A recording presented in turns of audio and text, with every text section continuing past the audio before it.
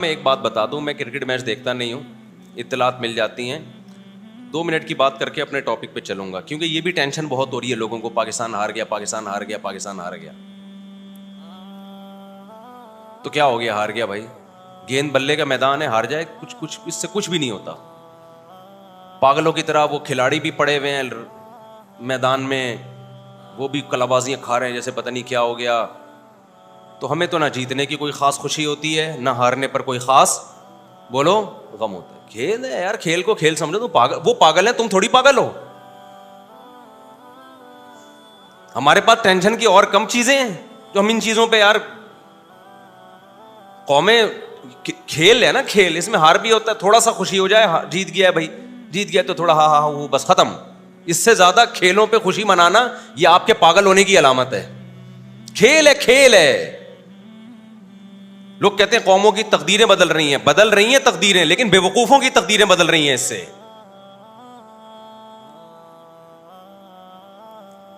जब बेवकूफों ने इसको इतनी वैल्यू दे दी है ना, बेवकूफ लोगों ने, तो उनकी तकदीरें यकीनन बदलेंगी इससे। लेकिन अक्लमंदों की सेहत पे इससे कोई फर्क बोलो नहीं पड़ता। आप साइंस टेक्नोलॉजी के मैदान में हार गए हो, इस पे रोते हुए अच्छे लगते हो। आप मैदान जंग में हार जाओ, इस पे रोते हुए अच्छे लगते हो। आप इकोनॉमिकली मईशत के मैदान में हार जाओ, इस पे रोते हुए अच्छे लगते हो। हमारा भी दिल चाहता है रोने का। जब बिजली का बिल आया ना, तो यहां तो मैं हंस रहा हूं, आपको क्या पता मैं बंद कमरे में कितना रोया हूंगा जाके। सभी रोए हैं ना, कोई मेरे अकेले की बात नहीं है। इस पे रोता हुआ अच्छा लग रहा है कि अबे इतना बिल तेरा बाप देगा क्या। वो आ गया था कि इलेक्ट्रिक वाला बिजली काटने के लिए, तो हमारे लड़कों ने बोला इतना बिल तेरा बाप देगा क्या। खैर वो तो काट के चले जाते हैं। मैं तो सोच रहा हूं कि जड़ से उड़ा दो बिजली का कनेक्शन यार, अंधेरों में रहो, अंधेरों में। एक आदमी का किसी गांव से फोन आया, मुफ्ती साहब पूरे गांव की बिजली कट गई है, कुछ ज़कात सदका भेज दो अल्लाह के नाम पे। सोलर प्लेटें लगानी है मैंने, सोलर प्लेटें। मैंने कहा देखो, खाली तुम्हारी बिजली कटी होती ना, बाकी गांव वालों की नहीं कटी होती, तो समझ में आता हम ज़कात दे देते, आप सोलर प्लेटें लगा देते। जब सारे गांव की कट गई, तो जब सब अंधेरे को एंजॉय कर रहे हैं, तो आप भी क्या करो, एंजॉय करो। अब वो होशियार हो गया कि अगली दफा ज़कात मांगने के लिए स्टाइल क्या करना पड़ेगा, चेंज करना पड़ेगा। ये वाला स्टाइल से काम नहीं बना। समझ रहे हो कि नहीं समझ रहे?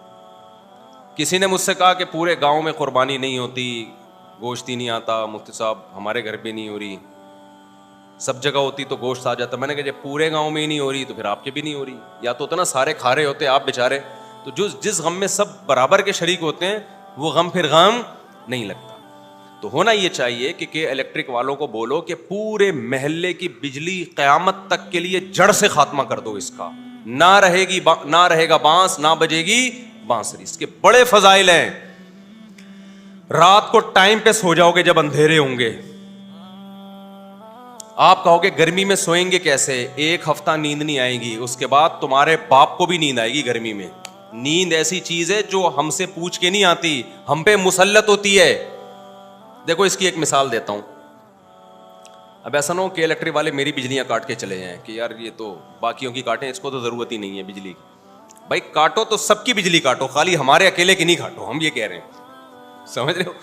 सबकी बिजली काट दो, सुकून में आ जाएंगे यार। ये रात को इंटरनेट पे बैठना, मोबाइल, टिकटॉक, इन चीजों से जान छूट जाएगी। आप मुझे एक बात बताओ, शोर में नींद नहीं आती ना, लेकिन ट्रेन में तो आ जाती है, इतना शोर हो रहा होता है। क्यों भाई? थोड़ी देर तक नहीं आएगी, जब नींद का गलबा होगा तो नींद उसी शोर की आदी हो जाती है। फिर तो ट्रेन रुकेगी तो आंख खुल जाएगी, ये आवाज एकदम बंद क्यों हो गई है। ठीक है,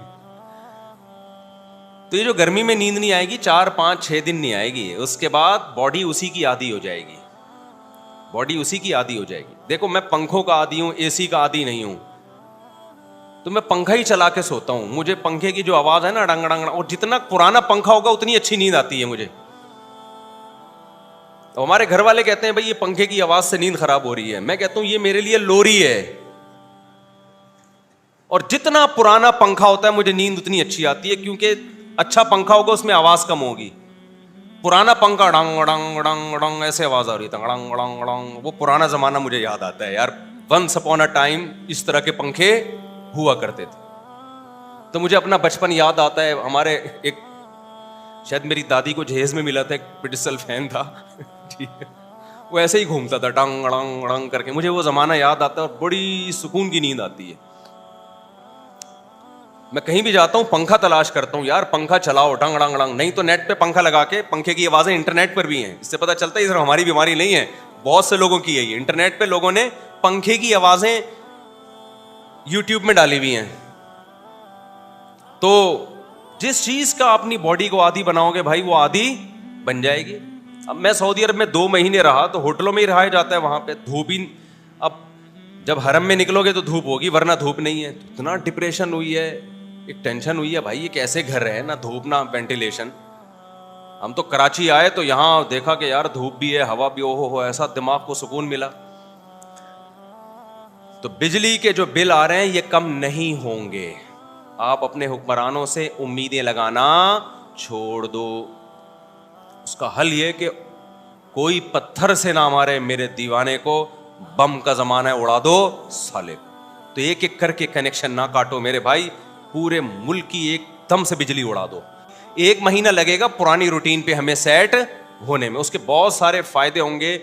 जल्दी सोएंगे, सुबह जल्दी उठेंगे और पसीना निकलेगा।